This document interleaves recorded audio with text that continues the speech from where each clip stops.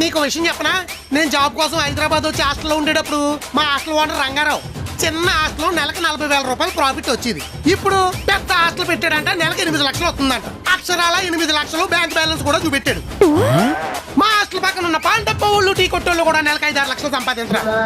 మరి నేను సాఫ్ట్వేర్ అంటే కోటి మెల్ల వేసుకుని తిరగడం తప్ప నెత్తి నిండా అప్పులే. పైగా ప్రాజెక్ట్ కంప్లీట్ అవ్వలేదని ఏదో దొబ్బుడు ఒకటి. ఎస్ఎల్ఏ అంటే ఎస్ఎల్ఏ, టీఎల్ అంటే టీమ్ లీడర్ లా లేను, నీ తొట్టి కంపెనీ లేపడానికి లీడర్ లా ఉన్నా. అది ఊళ్ళకెళ్ళిన ఎంప్లాయీస్ వచ్చేదాకా ఓపిక పడితే పట్టు, లేదంటే నన్ను ఉద్యోగంలోంచి పీకే. ఏ పాండప్పను హాస్టల్ పెట్టుకుని డబ్బులు సంపాదించుకుంటా. కోపంగా ఉన్నట్టును కూల్ అయ్యి కాల్ చేస్తా. ఏంటి ఇలా తిడుతున్నాడు? హైకులు ఉండవు, బొక్క ఉండవు, ఎక్కేస్తున్నాడు మీదకి. అమ్మయ్యా, ఒకళ్ళ మీద కోపం ఇంకొకళ్ళ మీద తీర్చుకుంటే ఇంత ప్రశాంతంగా ఉంటుందా?